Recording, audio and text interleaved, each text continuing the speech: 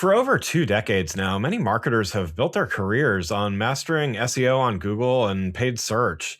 But what if the playbook you spent your entire career perfecting is about to become obsolete? Agility requires not just adapting to new technologies, but a willingness to fundamentally question and reimagine the foundational channels you've built your business on. It demands that we look beyond incremental improvements and prepare for architectural shifts in customer behavior.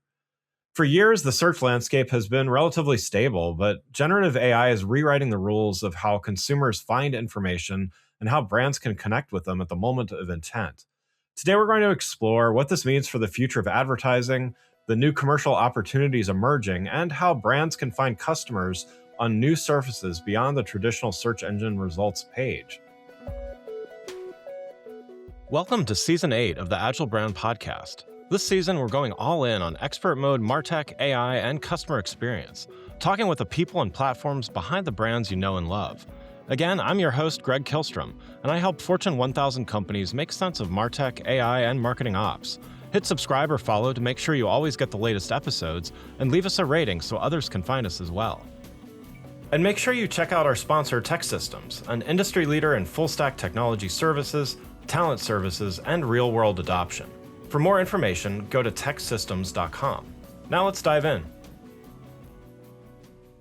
To help me discuss this topic, I'd like to welcome John Nitti, Global Chief Business Officer at adMarketplace. John, welcome to the show. Thanks, Greg. Pleasure to be here. Thank you for having me. Absolutely. Yeah, looking forward to talking about this. Definitely a topic top of mind for many, many brands and many, many people within those brands. Before we dive in, though, why don't you give a little background on yourself and your role at adMarketplace? Yeah, sure. Thank you. Thank you. So I've Global Chief Business Officer here at adMarketplace. Started at the beginning of the year, so I'm on week 5 Oh, nice. overall. Congrats. Thank you very much. Overseeing the demand side of our business and that approach to clients and agencies, supply side, and working with our publishing partners to help monetize many of those services that you had mentioned in your intro, and then marketing as well as how we're talking overall to our customers marketplace and how we can keep those folks educated on the ever evolving consumer journey, right? And that's the exciting part of why I came to adMarketplace. Before that, I was at X or formerly known as Twitter, for 10 months, and before that, Verizon for 10 years on the client side. And then, I won't go through my laundry list of LinkedIn or my resume, but many agency and client side opportunities, as well as publisher opportunities as well throughout my career. Great, great. Well, yeah, let's dive in and start with the big picture here from the strategic lens. How is generative AI search not just an evolution of what's been before, but really more a fundamental re-architecture of how consumers discover products and services? And what are you seeing as the biggest strategic blind spot for brands right now? Yeah, look, I think a lot of things with AI have accelerated things that were already sort of in motion, right? Yeah. And so distributed intent had already started to happen, right?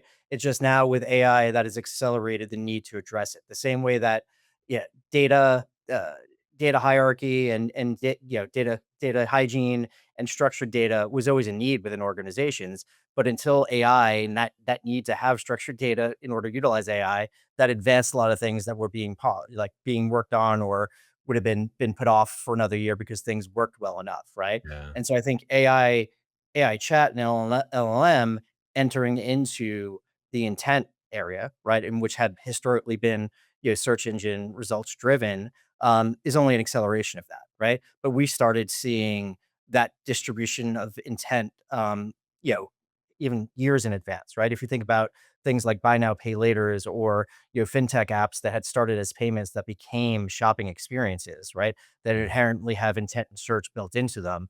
The consumer itself has already started to be distributed in that fashion across multiple platforms, and I think AI has only accelerated that yet again further. Yeah. And so you've pointed to competitive remedies as a key factor here, which might feel abstract to marketers that are and have been traditionally focused on performance and performance marketing. Can you maybe explain that a little bit and explain how regulatory changes are creating a strategic opening for brands to diversify their search spend away from those traditional walled gardens? Yeah, like, I think it's a couple different things, right? So the regulatory, and specifically Google, right? People have felt locked in, right, on what they had to do. Now there's an openness, right? Starting on February 3rd, there's an openness of you're not locked in to that, right? And so that only will help stoke, I think, further change and evolution, and that's a good thing. I think the evolution, again, like I had mentioned earlier, of what the consumer has already shifted to. Yeah. And then also, if you think about just even the marketplace approach of things that have started to become blurred together, right? To your point, yeah, search, SEO, and SEM had been separate, and then you need to look at them, obviously, together, right? Yeah. Social had been a separate strategy, programmatic a separate strategy. All of those things I think are starting to come together, right? And have connective tissue. And you need to look at it in one whole aspect of performance marketing, right? And so I think that again, that is all evolving in a more quickly, in a quicker pace than had been expected, but I think is a good thing, right? It enables choice. And again, the consumer is always going to move first, right? I in the beginning of my career is at American Express where the CMO at that point in time, John Hayes, drilled into me customer centric marketing and be where the customer is, right? And I think that's an important part of as any performance marketer. If you want to convert and capitalize intent, you need to be in those different environments and where the consumer is signaling that intent. Yeah. Well, and to that end, let's talk a little bit more about those, emerging surfaces. I know you touched on this a little bit earlier, but everything from the buy now pay later app or other, a lot of when marketers hear search, they think of the traditional search bar and what we've been doing again for a few decades now and things like that. But what are some examples to kind of build on what you've already shared that marketers should really be keeping in mind to kind of expand the definition of search? Yeah, no, definitely. I think marketers need to keep in mind the totality of the ecosystem too, right? I think a lot of marketers are very concerned from an AI standpoint, which they should be, with more of geo, right? Like what do I need to do to make sure that I'm creating the right content, that I'm allowing for discovery, that I'm indexing properly within all these LLMs, which is part of it, right? But let's not ignore again how what that user journey is, right? And how do you make sure that you take as much friction out of that process as possible? If you go into a lot of those journeys currently, they're broken links or there's not an easy way. You may get the result, but may not be easily able to get to where you want to go to make a purchase, even though you're signaling, I want to make that purchase. What is the best price or where can I buy? I'm Right. not actually getting there, right? You talk about intent and low hanging fruit of a conversion, right? And so that's what we're focused on is yes, worry about geo and how you're preparing yourself, but don't forget about how you're taking friction out of that user experience, right? And so we launched back in October with Opera. We're not influencing, the search result or the result from the LLM, but if you hover over, we'll give you a link to then go purchase. And even just this week, we've launched. It'll show you a picture of the product, give you the price point, and let you know exactly where you're going from a transparency and trust standpoint, right? And that's just meant to enable it, and so and make the user experience better, but then help people monetize, right?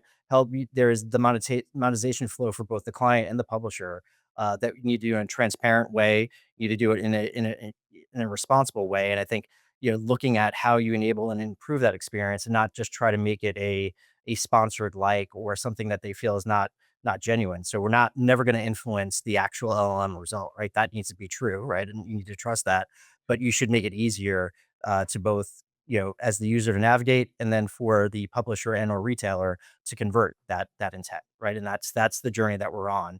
Similarly, within the buy now pay laters that have evolved and become shopping apps, right? If you go into those experiences, that was first way for you to finance or way for you to utilize a credit card, or even if you think about the evolution of where PayPal and Venmo from a peer-to-peer payment perspective has gone, those have become marketplaces of their own, right? And so how do you Yeah. capitalize on that if you're a retailer, right? How do you capitalize that if you're a partner?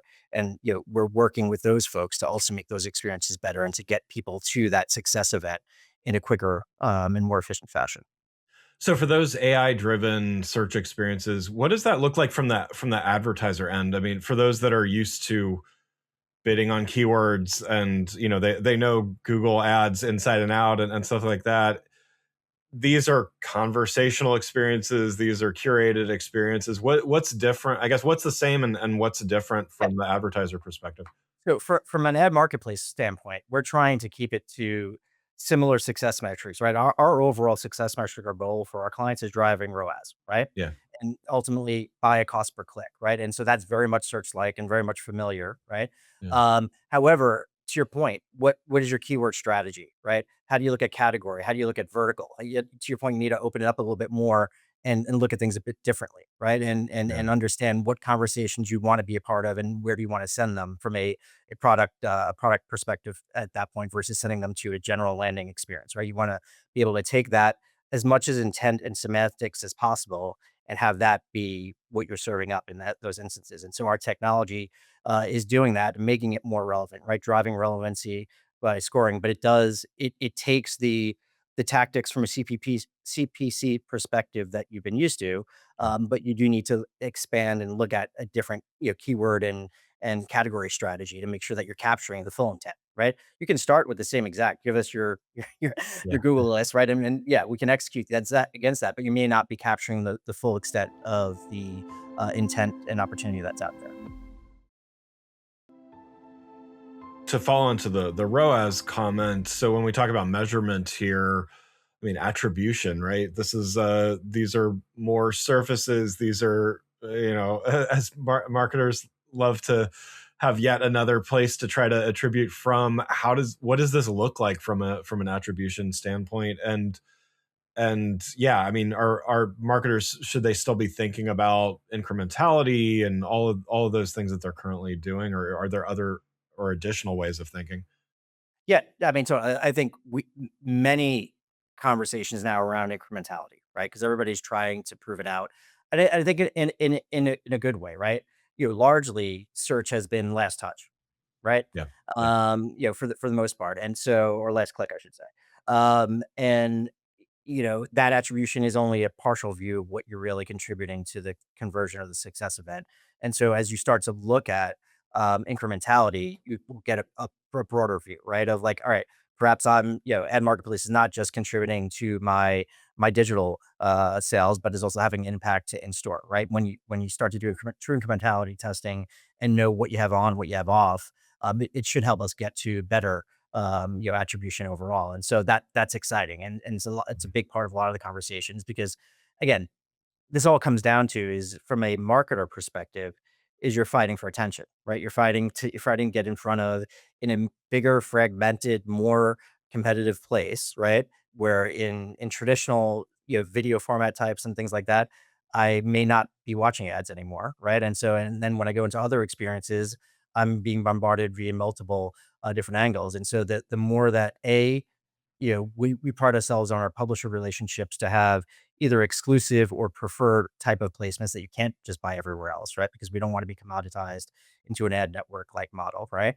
yeah, And then B, that you can break through and really identify the true intent, right? And then those moments and what are those signals that somebody's sending of a conversion, right? And how do you inform that eventually with data, right? If a customer or a client is going to bring us data to say, well, here are the signals that we see via the research that we've done that identifies somebody that's going to convert at a higher level. How do we also start to take that into account as we work with our partners?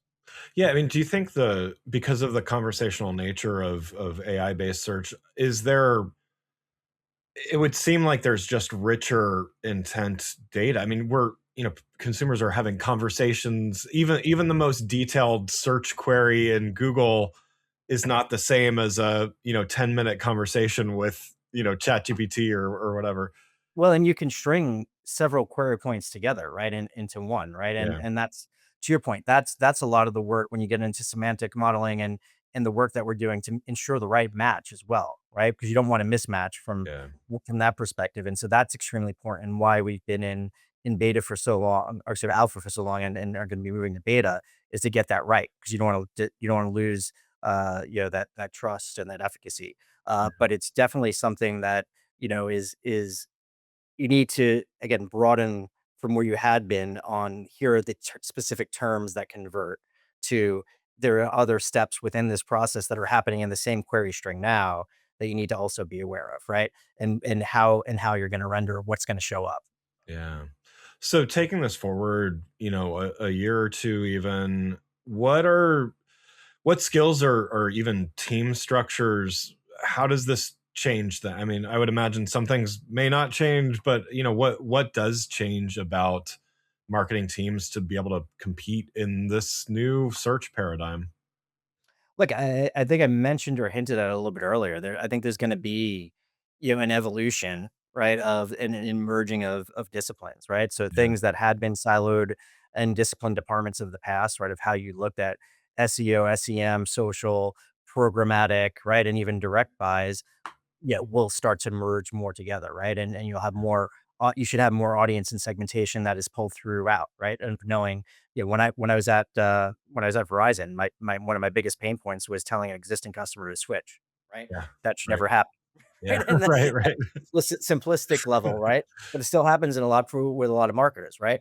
And so, yeah, I think there's just going to be a upskilling of understanding what is the impact, right? To your point of AI and the different ways that a consumer is able to interact and show intent and where they are.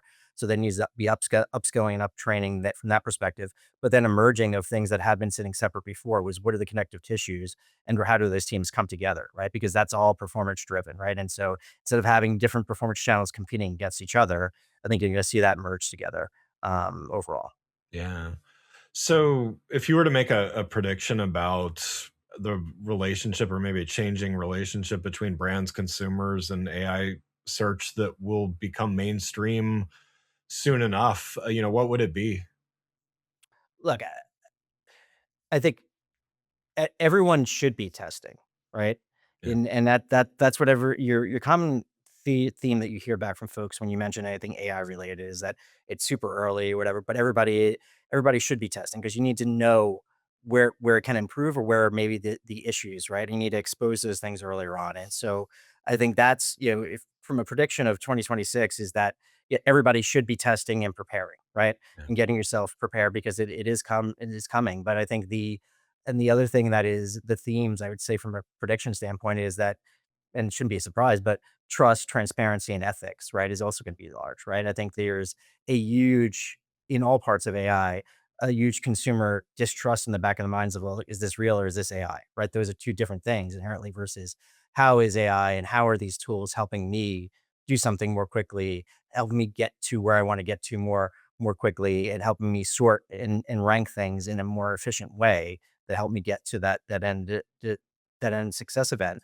but in a trustworthy and transparent way where I'm not being fooled or mistaken, right? And I hope we learn as an industry, if you think about the past, right? Content farms, not 100% transparency or right, trust. right. That's what drove a lot of results, right? And so I hope we learn from sort of, past faults that we've made with the consumer overall and really focus on how you can actually drive relevance and be useful because that, all businesses win, right? If it's useful and you're going to put it at me at an earlier point in time and make it easier for me, all day long, right? We're Right. gonna Yeah, love it. Well, John, thanks so much for joining today. One last question for you before we wrap up here. What do you do to stay agile in your role, and how do you find a way to do it consistently? Yeah, no, great question. And I always joke, I have a younger brother that's 2 years younger than me, and he's an engineer, right? That and a telephony and Cisco certified engineer that has to constantly get recertified, right? Yeah, And I always use that as an example of, hey, he's way smarter than me, but just that you need to continually push yourself to learn, right? And you need to be comfortable, be uncomfortable because change is the only consistent. And so if you're not educated in these areas, right? If you don't know what are the nuances and again really get into, like I said, you need to be testing, right? Because you need to understand what will work and what won't work, right? Or how I better need to structure what I'm doing to be prepared for, what AI is going to bring, even if I'm not going to execute it in 2026. And so, I continually try to push myself to be uncomfortable, right? To yeah, be in those conversations and to try different things that are, may not be in my comfort zone, right? You have subject matter experts for a reason, but you need to continually do, like I said, be recertified in these areas as the consumer changes and as technology changes and as the opportunities change, right? And so I think that's, and pushing into these new areas of testing and both both for me on the partner side, right? What different publishers and platforms should we be working with that maybe didn't exist 6 months ago, but we should be working with now? And then on the customer side is like how am I helping them solve for their solutions and challenges, right? And how do we need to evolve what our product and offering is to basically meet those needs, right? To your earlier point of it's the evolution of all these things that had been separated that may now be triangulating together. How do you change what that is to help solve for your clients in the future? Yeah, yeah, I love that. Well, again, I'd like to thank John Nitti, Global Chief Business Officer at adMarketplace, for joining the show. You can learn more about John and adMarketplace by following the links in the show notes. This episode is brought to you by Tech Systems. They're leaders in full stack tech services, talent solutions, and helping companies put it all in action. You can learn more at techsystems.com. That's teksystems.com. And thanks again for listening to the Agile Brand Podcast. If you liked the episode, hit subscribe and drop a rating so others can find the show too. And if you're interested in consulting, advisory work, or if you need a speaker for your next event, feel free to reach out. Just visit gregkillstrom.com. That's GREGKIHLSTROM.com. The Agile Brand is produced by Missing Link, a Latina-owned, strategy-driven, creatively fueled production co-op. From ideation to creation, they craft human connections through intelligent, engaging, and informative content. Until next time, stay curious and stay agile. The Agile Brand.